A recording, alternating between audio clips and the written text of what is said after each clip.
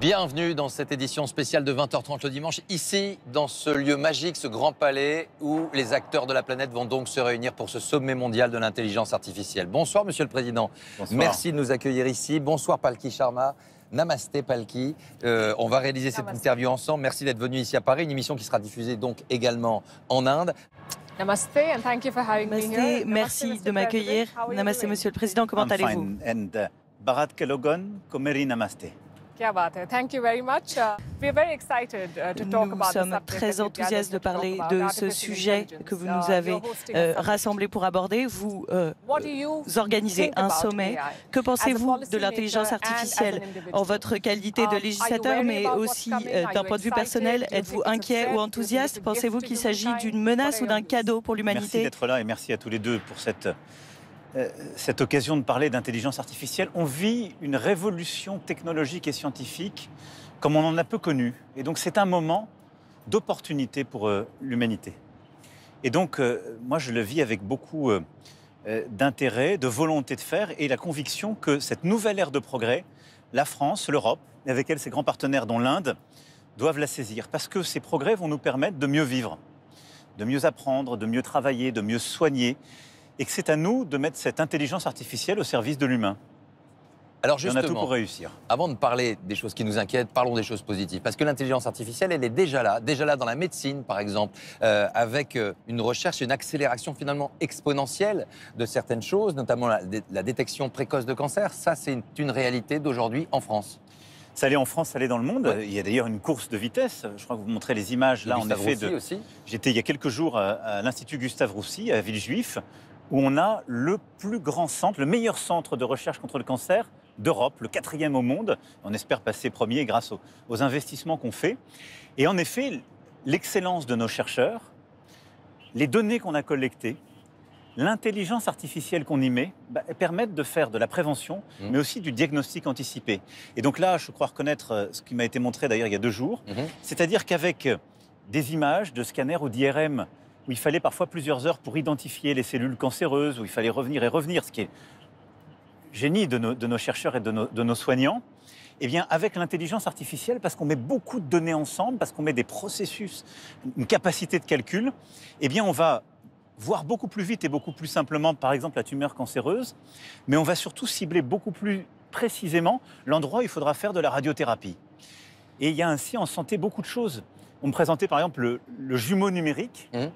Ça veut dire qu'avec toutes les données qu'on collecte, on peut faire votre double, en quelque sorte. N'ayez pas peur, tout ça est sous contrôle de la science. Mais au lieu de tester sur vous l'efficacité ou pas d'un traitement, eh ben on va le tester sur votre jumeau. Voilà, je crois qu'on voit ces 2 critères. À gauche, c'est l'ancien. À droite, c'est le nouveau. Et donc, vous voyez ici comment la zone elle est identifiée par l'intelligence artificielle. C'est la zone qui devra être irradiée. Donc voilà, ça ce sont des progrès très concrets. Ça veut dire que grâce à l'intelligence artificielle dans la médecine, on prévient mieux. On peut détecter beaucoup plus simplement, c'est-à-dire avec une image là où il fallait faire une biopsie, avec parfois un prélèvement de sang là où il fallait organiser une biopsie plusieurs semaines plus tard. Et on peut traiter beaucoup plus précisément. Right. In fact, we have on the set, Tout à fait. Ici, nous avons Oscar qui est avec nous sur le plateau, qui utilise un exosquelette qui est piloté par l'intelligence artificielle. Pourriez-vous nous en parler? Comment cela fonctionne-t-il? Wow. Alors ça, c'est une entreprise française.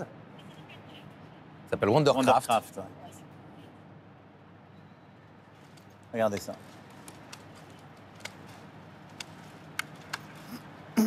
Et c'est l'intelligence artificielle, effectivement, qui permet à cet exosquelette. En fait, elle optimise. D'ailleurs, une partie des images qu'on a vues, c'est aussi de la recherche française à Gustave Roussy, avec leurs partenaires à Villejuif, mais sur le plateau de Saclay, les grandes universités et les organismes de recherche, l'INSERM, l'INRIA français. L'une des entreprises qui était présente, Hawkin, est dirigée, a été créée par des Français aux États-Unis, et j'espère qu'ils vont revenir. Wondercraft qu'on voit, avec Oscar qui fait la démonstration, et merci à lui, je les ai vus il y a 2 ans. Ils sont d'ailleurs pas très loin d'ici, rue de Rivoli. Et donc l'exosquelette, on peut vous dire, c'est que de la mécanique en quelque sorte. Et il a une petite commande sur le côté. Simplement, que vient faire l'intelligence artificielle là-dedans? C'est qu'ils ont mis des capacités de calcul qui viennent assister ce qu'il fait. Et parce qu'ils ont mis énormément de données des processeurs qui sont très performants et donc une capacité de calcul très très forte, ils viennent recontextualiser à chaque instant. Et ils améliorent la capacité de l'exosquelette à épouser son corps et la marche. Ils optimisent pour que ça épouse complètement la marche et à mieux comprendre aussi l'environnement. Et donc ce qu'il faut comprendre, c'est que, c'est pour ça que ça doit à la fois pas faire peur, l'intelligence artificielle sont en fait des technologies qui vont permettre, par des capacités de calcul énormes et de maîtrise de données colossales, eh bien, d'avoir des méthodes d'apprentissage, de calcul, d'adaptation du raisonnement ou de la mécanique qui permettent de vous assister beaucoup mieux. Palki, ici, comme en Inde, est-ce qu'en Inde, cette question de l'intelligence artificielle, finalement, est-ce qu'elle inquiète la population ou pas? Je pense qu'il y a de l'enthousiasme, les gens sont enthousiastes, mais il y a également des inquiétudes, comme en France, en ce qui concerne le chômage, du marché du travail, de la désinformation, les violations du droit d'auteur, mais également les droits de propriété intellectuelle. Voici donc ma question. En votre qualité de législateur, comment allez-vous répondre à ces inquiétudes? Qui établira les règles la première chose, de l'intelligence artificielle et qui les fera d'abord, on doit être dans la course. Et pour moi, l'un des premiers messages, on y reviendra, je pense, en parlant de la géopolitique de l'innovation. Mais avant de savoir comment on régule, il faut d'abord se dire, nous, on veut en être et on veut inventer des solutions, des technologies et nos propres... Sinon, on va dépendre des autres. Mais qu'est-ce qu'on dit à ceux qui disent qu'aujourd'hui, le meilleur salarié du monde, ça va être l'intelligence artificielle? En vrai, non. Sans les 35 heures, sans les retraites, sans les syndicats. Ça, c'est aussi quelque chose qui va bousculer le marché du travail. C'est en fait quelque chose, il faut le penser comme des assistants. Et donc, l'intelligence artificielle, ça ne va jamais remplacer l'homme. C'est pas vrai, je ne crois pas du tout, moi, à ça. Je le dis, c'est une série de technologies. Ce qui nous trouble là, c'est qu'on a des modèles qu'on appelle génératifs, et en particulier des modèles de langage. Mais ça fait des décennies qu'on fait déjà de l'intelligence artificielle. Simplement, on a des capacités de calcul et justement d'opérationnalisation qui vont beaucoup plus vite et qui passent à une échelle beaucoup plus importante. Enfin, il y a des ouvriers qui vont plus travailler de la même façon, des avocats qui vont plus travailler, des journalistes. Mais de la même manière que quand on a créé ce grand palais, eh ben, on ne travaillait pas pareil. Il y a eu de l'innovation technologique et du progrès. Mais on a su le faire pour le mieux. Il faut l'accepter et préparer. Non, il faut s'y préparer. Donc d'abord, il faut se former. On a créé, pendant le premier mandat, ici, des formations pour préparer nos jeunes. Dès la classe de première, on a créé des formations justement pour le numérique. On n'a jamais eu autant de jeunes dans nos classes prépa scientifiques et dans nos formations scientifiques, c'est une chance. En France, aujourd'hui, on forme 40 000 jeunes par an, on va monter à 100 000 jeunes par an. Donc vous ne dites pas de chômage de masse à cause de l'intelligence artificielle dans les années à venir. D'abord, on en forme dans ces métiers. Ensuite, on va former partout. Et puis, ça va transformer nos métiers. Vous avez parfaitement raison. Et donc, ça veut dire que dans des tâches qui sont très répétitives, vous allez déléguer à des aides, au fond, à des accessoires, à des assistants. Mais il y a des études qui montrent qu'il va y avoir davantage de chômage, que nous avançons très vite vers un monde où il faut que nous formions pour que les gens ne souffrent pas. On en aura besoin. Et c'est d'accompagner les gens, parce que leur tâche va changer. Et donc, par exemple, des gens qui font des tâches très répétitives auront peut-être un assistant d'intelligence artificielle qui va le faire à leur place. Procéder à des données de back-office, comme on dit, dans des industries de services, parfois même faire des réponses et autres. Mais ça va donner plus de temps aux personnes pour encadrer le robot, mais pour aussi être plus présent humainement. On aura dans les métiers du soin, de l'accompagnement, des assistants avec de l'intelligence artificielle qui feront les tâches les plus lourdes, les plus répétitives. Mais ça va redonner aussi de l'espace pour mieux faire. Regardez dans tous nos pays aujourd'hui, on parle tous les jours, vous en parlez très souvent à juste titre. Beaucoup de métiers du soin sont très durs, on a du mal à recruter, ils ne sont pas assez payés. L'intelligence artificielle, elle va permettre de déléguer certaines de ces tâches, mais elle permettra de remettre de l'humain. Et ce n'est pas un robot ou un assistant d'intelligence artificielle qui aura la bienveillance d'un appel téléphonique, d'un contact physique, du soin qu'on met avec une personne qui est âgée ou une personne en situation de handicap. Pas encore. Mais ça, je ne crois pas du tout. Je pense que simplement, ça vous permet de déléguer intelligemment et de rendre ces métiers moins pénibles. Et donc, moi, je crois très profondément, et c'est à nos sociétés de l'organiser, que oui, ça va libérer du temps. Alors là aussi, les économistes ne sont pas tous d'accord. Certains disent ce sera des gains formidables de productivité. D'autres disent ça va être beaucoup plus modéré. Mais il faut organiser les choses pour que cette intelligence artificielle, elle vous permette de dégager du temps mécanique de peu de valeur ajoutée pour qu'elle vous permette d'avoir du temps humain. Et on a besoin de plus de temps humain. Monsieur le Président. Nous tous, on a besoin d'avoir des gens qui, dans les services publics ou dans les agences, prennent du temps avec nous, parfois de bienveillance. C'est très important pour le contact. La solitude dans nos sociétés est terrible. L'IA va nous dégager les tâches qui sont délégables. C'est pareil, je le disais, pour les métiers du soin. Et donc, c'est à nous de l'organiser. Mais moi, je ne fais pas du tout partie de ceux qui pensent que ça va tout remplacer. Juste fais une parenthèse. Oui. On a déjà vécu ce débat quand les robots sont arrivés. On a eu ce débat dans les années 90 en France. On a dit les robots vont remplacer les salariés. On a beaucoup plus bloqué les robots dans nos industries qu'ailleurs. Et bien, ce faisant, on a plus désindustrialisé. Là où on a mis le robot, et d'ailleurs, on est en train de corriger cet écart depuis quelques années en France. Là où on met le robot, eh bien, nos ouvriers, nos salariés, ils sont formés, ils pilotent le robot. Ils ont beaucoup moins de troubles musculo-squelettiques. Oui. Ils ont un temps qui est dégagé, ils regardent la qualité, mais ils permettent d'avoir dans nos pays beaucoup plus de valeur qui est créée. Autre risque important, la manipulation, l'usurpation d'identité, les escroqueries. Vous avez publié aujourd'hui une vidéo de vous. Pour le montrer. Alors, on va en voir quelques images. Palki, qu'est-ce que vous pensez de cette vidéo? Le président de la République a posté cela aujourd'hui. Finalement, c'est l'intelligence artificielle qui a utilisé son image depuis quelque temps. Il en a fait une compilation. Il les propose. Alors, ça peut faire sourire, mais ça ne fait pas que sourire uniquement. Ensuite, tous les cheveux qui restent sur le côté droit. La techno, une culture apparente. Ça n'est pas drôle, ça n'est pas drôle. On aime la ça n'est pas drôle pour quoi? Est-ce que cela vous embête? Vous l'avez posté aujourd'hui. Parce que c'était aussi lancer le débat. Mais ça, c'est ce que l'intelligence artificielle permet de faire. Avec, en effet... Et elle peut le faire pour des adolescents, elle peut le faire pour tout le monde et manipuler l'image d'une personne. Ce qu'on a avec ce qu'on appelle l'intelligence artificielle générative qui arrive, c'est que vous avez ces technologies qui maintenant peuvent créer du langage, ce sont les modèles de langage. Mistral, grande entreprise française, champion européen avec le chat, je vous invite tous à le télécharger. Le langage, d'où l'inquiétude des comédiens, des acteurs, des chanteurs. Et elle permet de créer des images, elle permet de créer des vidéos, etc. Alors, c'est une chance quelque part, parce que ça vous permet de faire des tas de choses là aussi plus vite, plus intelligemment, ça vous corrige, ça vous apprend. Simplement, il faut en connaître le statut. Et c'est ça qui est important, c'est qu'il faut le recontextualiser. Alors là, vous parlez des artistes. Est-ce qu'ils ont raison d'être inquiets? Ils ont raison. Ils ont raison parce qu'aujourd'hui, leur travail est expolié. Ils le savent. Jean-Michel Jarre, formidable artiste, qui est un pionnier de l'électro dans le monde entier, utilise de l'IA. Mais il y a du pillage, il y a de la spoliation. Comme il y en a eu avant l'IA. Et c'est d'ailleurs, la France a beaucoup contribué à ce débat. Donc d'accord, pas d'accord avec Beaumarchais a donné le droit d'auteur au monde. Maurice Genevoix puis André Malraux l'ont consolidé. Il y a 5 ans, on n'avait pas besoin de l'IA. Avec les réseaux sociaux, on était menacé du pire. La France s'est battue.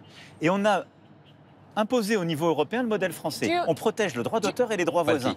Et donc, ce qu'il faut faire maintenant avec l'IA, c'est exactement la même chose. C'est de dire, on doit nous dire quand c'est de l'IA et quand ça n'en est pas. Et en vrai, je suis un artiste, je crée. Si j'utilise de l'intelligence... Ma question, c'est de savoir qui le fait, Monsieur le Président. Beaucoup de cette technologie est mise sur le marché et les gouvernements sont assez enthousiastes, veulent participer à la course. Mais qui s'assure que cela n'est pas dommageable? Parce qu'il y a de vrais dégâts qui sont causés. Ça doit se faire par une régulation mondiale, parce qu'il ne faut pas qu'on régule simplement dans un endroit. Cette innovation est mondiale, par des partenariats aussi entre les acteurs privés et publics, et donc que les bons comportements émergent. Et donc typiquement, ce qu'on veut, c'est que les acteurs disent quand c'est une création par l'intelligence artificielle. Par exemple, pour ce qui est de l'information, l'Agence française de presse signe un partenariat historique avec Mistral, qui est notre acteur de langage. Monsieur le Président, on va reparler de Mistral. Nous allons lancer demain un partenariat public-privé, et on va proposer comme ça des solutions de place, si je puis dire. Donc moi, je pense qu'il faut qu'il y ait en effet, qu'on impose progressivement, mais qu'on les engage, que les acteurs privés, les acteurs publics recontextualisent tout ça, en quelque sorte, et disent « ceci, c'est de l'intelligence artificielle, ceci, ça n'en est pas ». Et donc, c'est formidable si des artistes peuvent utiliser de l'intelligence artificielle. Demain, vous aurez ici une création d'intelligence artificielle faite par Agoria. Et donc, qu'un artiste puisse utiliser l'intelligence artificielle en le disant « c'est une chance », mais son droit d'auteur, sa création sera protégée. Qu'un journaliste puisse utiliser l'intelligence artificielle, peut-être c'est très bien, il faut qu'il le dise. Pour réguler, Monsieur le Président. Mais ensuite, il faut que ce soit clair pour nous tous. Monsieur le Président. Sinon, on rentre dans un monde de demi-vérité. Est-ce que vous mettez la responsabilité sur les utilisateurs, comme vous l'avez fait avec les réseaux sociaux? Il faut que ce soit les gouvernements du monde entier qui s'y engagent. de manière volontaire. Mais vous savez qui vous allez recevoir demain, à partir de demain ici. Il y a les acteurs et les puissances politiques, mais il y a aussi les acteurs de la tech. Et ce sont devenus des méta-États. Et ils imposent sur les réseaux sociaux. Comment on a eu autant de mal, pourquoi on a eu autant de mal depuis des années à réguler ce qui se passe sur les réseaux sociaux? Eux, ils vous répondent quoi?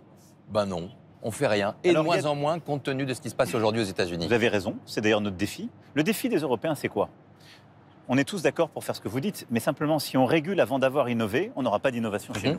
Et on dira, on a une super régulation, nous, en Europe, mais on n'a pas un seul acteur. Et ça ne passe pas par l'interdiction, parfois, de certains réseaux sociaux. Dans ces cas-là, on se coupera de l'innovation. C'est tout le dilemme qui est le nôtre. Il faut le regarder avec lucidité. Donc ne pas interdire, réguler.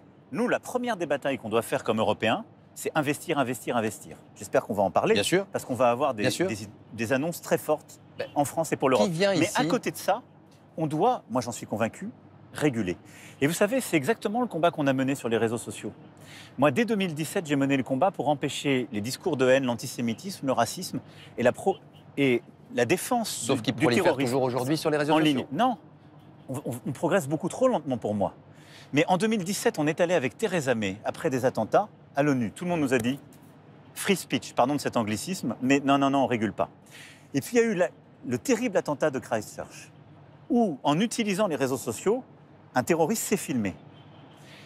On a ici à Paris, en mai 2019, lancé l'appel de Christchurch. Grâce à ça, ensuite, on a obtenu, et là on l'a obtenu partout, le retrait en 1 heure des contenus terroristes. Et même des plateformes anglo-saxonnes. Donc, on a créé du droit. On a aussi, nous, Européens... Pensez-vous que les réseaux sociaux soient plus sûrs aujourd'hui parce qu'avec tout ce qui a été fait? On a réussi ce qu'on appelle la Golden Hour. Maintenant, dans 1 heure, ils contribuent tous, on retire les contenus terroristes. Nous, en Europe, on s'est doté d'une régulation. Donc ça, nous, on l'a fait, elle est en œuvre. Et elle est en train d'être appliquée. Elle va évoluer. Et vous verrez des plateformes être condamnées. C'est-à-dire qu'en Europe, il y a une responsabilité des plateformes quand elles diffusent de la haine, de l'antisémitisme ou du racisme. Mais les Américains ne le font pas, les Chinois ne le font pas, les Indiens se posent encore la question. Donc ça, nous, on est à la pointe en européen. Et nous, on pousse à la modération. Mais vous avez raison aujourd'hui. Les plateformes, et récemment, elles ont même été en arrière. Elles disent, nous, on ne fait pas de modération, c'est de la politique, free speech. Ça, c'est faux. Et pourquoi c'est faux?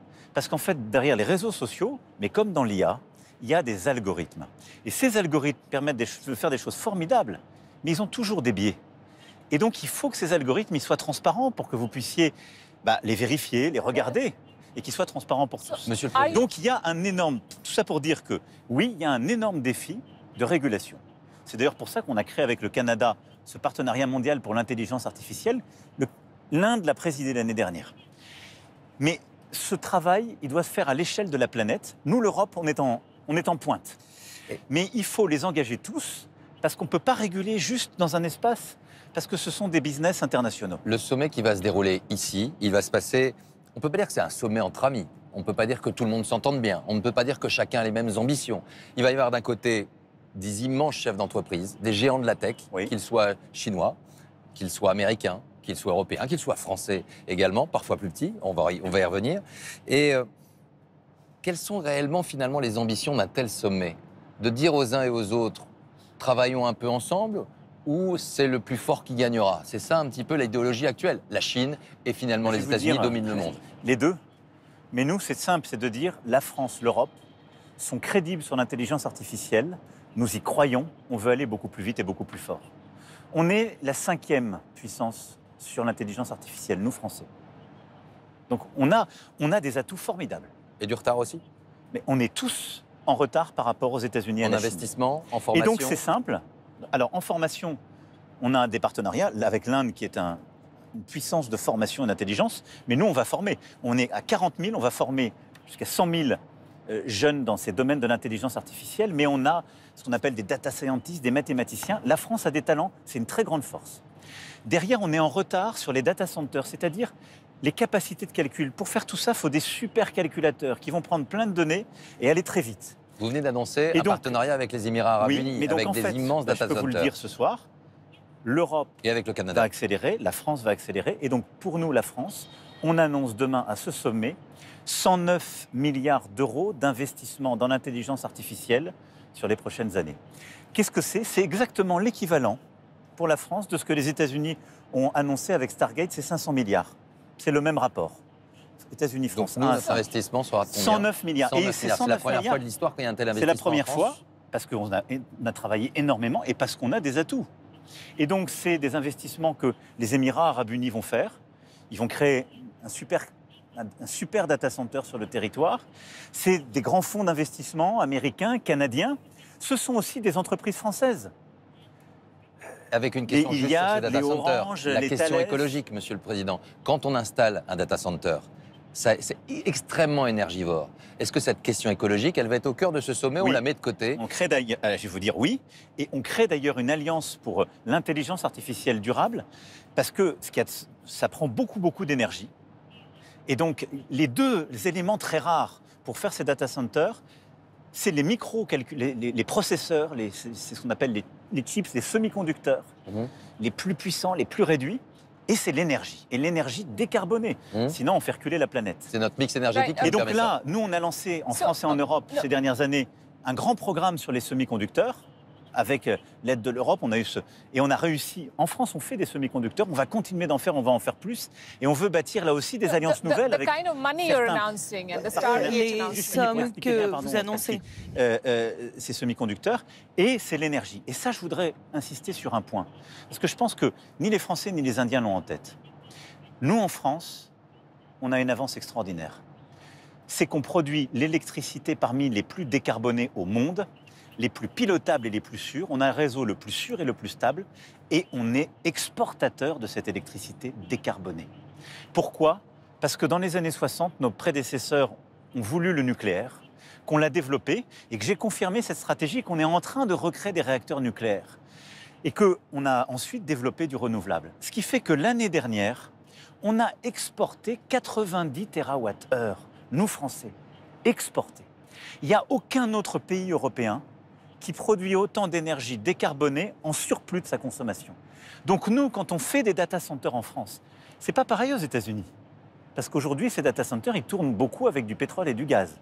C'est pas pareil dans plein de pays d'Europe qui sont encore au charbon, au gaz. Allez-vous pousser dans ce sens demain? Allez-vous demander à ce qu'il y ait un développement durable de l'IA? On dit, regardez, nous, Cocorico, français, quand vous allez faire des data centers chez nous, c'est simple, c'est des data centers propres. Parce que notre électricité, elle est propre. Très peu de cas en dehors. Et on ne va pas le faire aux dépens de nos industriels, de nos ménages, de notre consommation, parce qu'on est exportateur. Et deuxième chose, nous, on croit à l'intelligence artificielle plus frugale. C'est ce que les innovations récentes ont montré. Et nous, nos modèles, ils consomment moins de données parce qu'ils se sont plus spécialisés. Et c'est pour ça que ce soir, je veux faire la défense on a dans les modèles larges de langage, vous savez, ces box dans lesquels vous êtes tous en train d'aller, télécharger le chat qui est fait par Mistral, parce qu'aujourd'hui, plutôt que ChatGPT par OpenAI et d'autres. Ils sont formidables, on a envie qu'ils investissent en France, qu'ils développent des partenariats. Mais quand vous les téléchargez, vous aidez un champion européen, un champion français, vous créez des emplois ici, mais vous allez les rendre plus forts. Et c'est ça la souveraineté. Donc il faut du patriotisme technologique. Mais les sommes que vous voulez annoncer, vous parlez d'innovation frugale. Les Américains ont investi, parlez-vous de grands projets. Puis il y a la Chine avec DeepSeek qui crée des modèles beaucoup moins chers. Est-ce que cette innovation vous a pris par surprise? Est-ce que ce progrès soudain vous a surpris? On est à un temps d'innovation accélérée. Il y avait la course à l'échelle. On pensait qu'il fallait toujours plus grand, plus fort. Et sur des modèles ouverts, DeepSeek, ils ont fait quoi? Ils sont venus récupérer tout ce qui était accessible d'innovation du dernier modèle OpenAI, et puis ils l'ont respécifié avec leur propre modèle en étant un peu plus frugaux sans doute. Donc ils ont capté l'intelligence finalement et le travail des Américains et l'ont rendu plus économique. Mais tout le monde va continuer de le faire. Et c'est pour ça qu'il faut être dans cette course. Est-ce que ce sera une bonne nouvelle pour nous? Mais ça veut dire que ça coûtera potentiellement moins cher. Et moi, je souhaite qu'on ait même plutôt la prochaine génération qui soit faite en européen. Et donc, c'est pour ça qu'il faut nous dire, il y a une course à l'échelle. Est-ce qu'on est complètement largué? Non. Parce qu'on est déjà très bien classé. Et que les investissements qu'on est en train de faire, ce qu'on annonce demain, va nous permettre justement de faire notre part. Et ensuite, il faut être les plus innovants, les plus malins. Et il faut, j'insiste là-dessus, il faut que ces innovations ensuite, elles s'accrochent à des usages. Et les usages, c'est quoi? C'est ce qu'on a vu là tout à l'heure sur ce modèle. Mais qu'est-ce qui permet de diffuser un modèle? C'est quand on l'accroche à un usage qu'on utilise. C'est pour ça, par exemple, que demain, on a Peugeot, Citroën, nos grands constructeurs justement français, européens, mondiaux de voitures qui vont dire « nous on fait un partenariat avec Mistral ». C'est formidable parce que ça veut dire que partout dans le monde, quand vous achèterez une voiture, vous aurez un assistant d'intelligence artificielle dans ces Peugeot, dans ces Citroën, qui vous aidera à la conduite, qui vous aidera à la gestion de votre véhicule, qui en même temps collectera des données, qui rendra Peugeot Citroën plus fort et qui aura ce modèle Mistral dont voient les fondateurs. Que ChatGPT, que DeepSeek, vous dites aux Indiens... Patriotisme européen, patriotisme français. C'est donc pas un gros mot. Ça veut dire au contraire, mais moi, vous savez, c'est ça en même temps auquel je crois. C'est-à-dire, moi, je mène depuis 7 ans, j'entends beaucoup de débats en ce moment en France qui me paraissent fous. Je crois, mais non, mais quand on dit qu'il faut taxer les entreprises, il faut faire mal à l'innovation... Vous lancez un appel à nos capitaines d'industrie, ils veulent parfois délocaliser ou s'en aller. On l'a entendu il y a quelques temps. Vous leur dites quoi? Restez ici. Soyez patriotes vous-même. Donc menez le débat. Un appel ce soir à ces patrons, à ces capitaines d'industrie. Je vous dis, je vous ai parfois pas assez entendu ces 7 dernières années quand on menait les réformes des retraites. Et là, quand ils disent on s'en va, qu'est-ce que vous faites? Je leur dis, expliquez plutôt tout ce qu'on a bien fait pendant 7 ans. Parce que c'est trop facile d'être planqué dans son bureau et de dire c'est bien, faites le travail, mais on le dit pas trop fort. Donc vous avez pris votre téléphone pour Xavier Niel, pour Bernard Arnault? Je vous le dis là ce soir, c'est la meilleure manière de parler aux gens. Mais donc je dis, ça fait 7 ans qu'on met une politique de l'offre. Ça veut dire quoi? On croit à la relance par l'innovation. On n'a jamais autant réindustrialisé le pays. On n'a jamais autant recréé d'emplois. On est le premier pays d'Europe sur les startups, l'innovation. On est le premier pays d'Europe sur l'intelligence artificielle. C'est tout notre boulot. Et donc ça, on veut le mettre au service des services publics, de la redistribution. Mais il faut surtout, pas simplement le préserver, l'accélérer. Mais ce que je veux vous dire ce soir, c'est qu'on est dans une nouvelle ère de progrès. La France, l'Europe peuvent y être championne. Avec l'Inde? Et donc, on investit, on innove, on met ces 109 milliards d'euros privés, français et étrangers. Et derrière, on a une intelligence artificielle humaniste.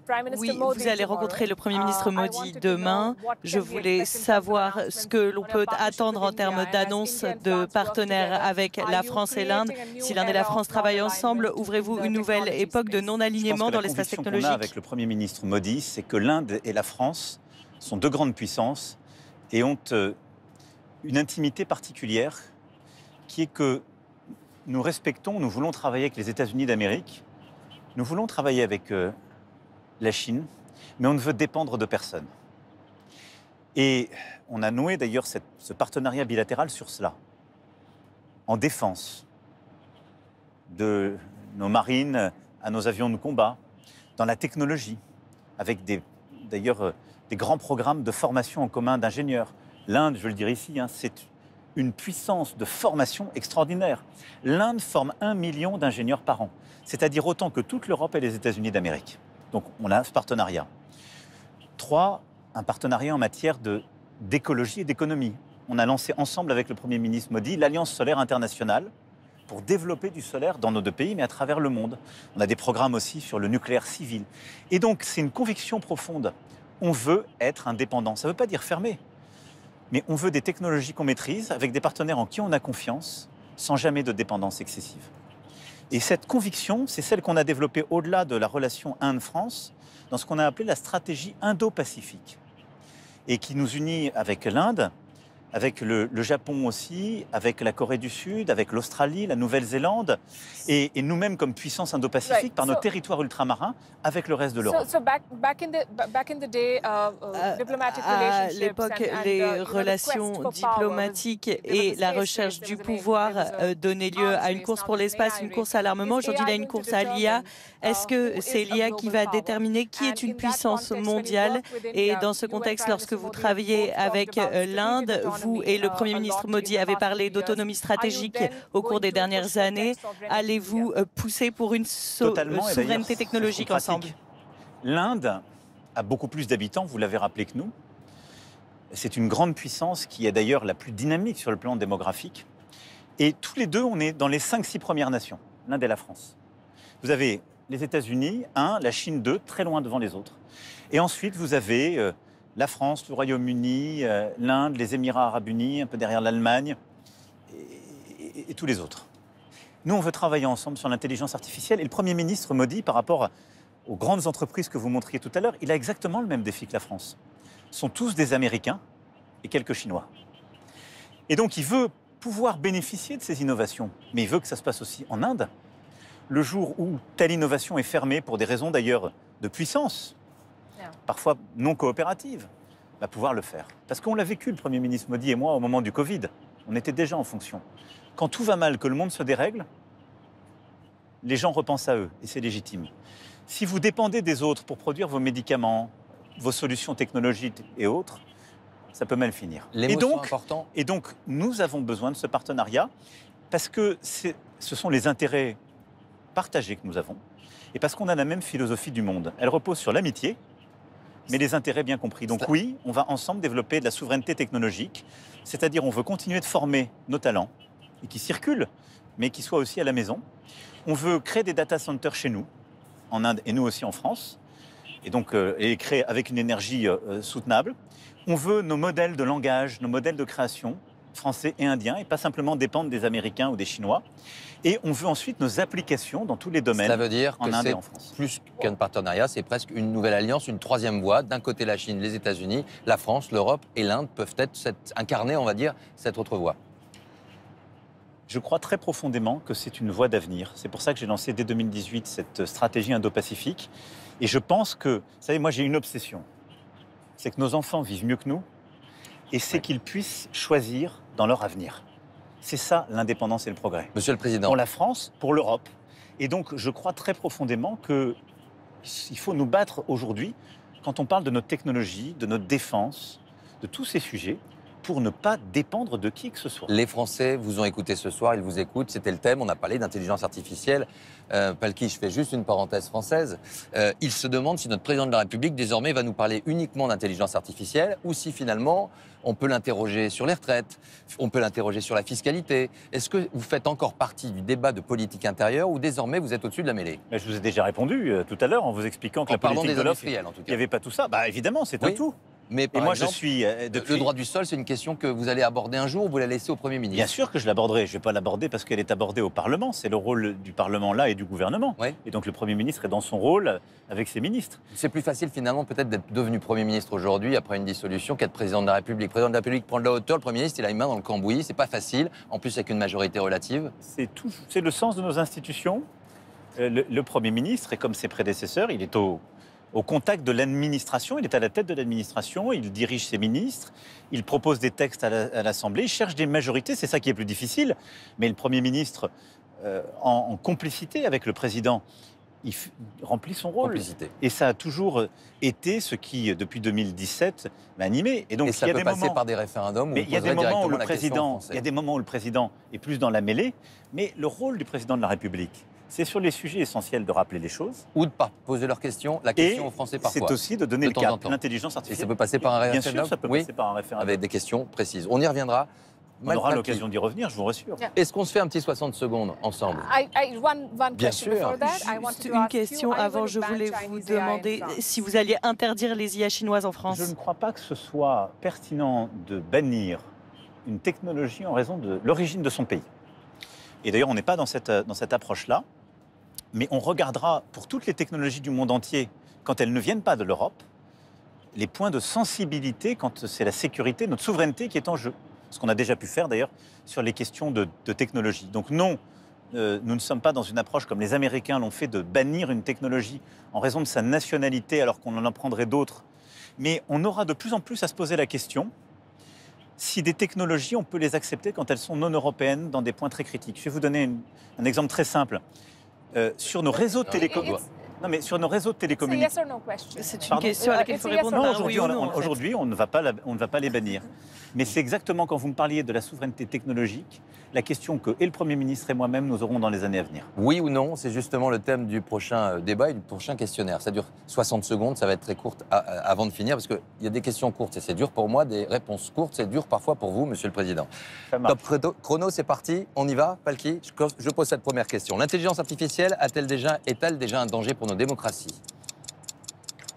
Oui ou non? Oui. Quel est votre partenaire le plus important en Asie? Ah, je dirais l'Inde. Est-ce que vous gérez personnellement vos réseaux sociaux? Non. Je regarde. Je Oui. peux intervenir, mais je ne gère pas personnellement. Quel est votre mode de communication préféré? Les tweets, TikTok ou une bonne vieille conférence de presse? Ça dépend desquels. Comme ça. Est-ce que le réseau X d'Elon Musk est un outil de propagande ou d'information? C'est un réseau social, ni l'un ni l'autre. Un mot. Mais surtout pas un lieu d'information. Un mot pour décrire votre relation avec le Premier ministre Modi? Un mot pour décrire votre relation avec le président Trump? Respect. L'IA française qui domine le monde ou plutôt la France qui remporte la prochaine Coupe du Monde? Que préférez-vous? Les deux. Les deux. Est-ce que vous utilisez encore, Monsieur le Président, l'application Strava lors de votre jogging? Je ne l'ai jamais utilisée. Ah oui, c'était les gens qui couraient autour de vous. Je crois même pas. Je pense qu'ils l'utilisaient pour leur jogging à eux.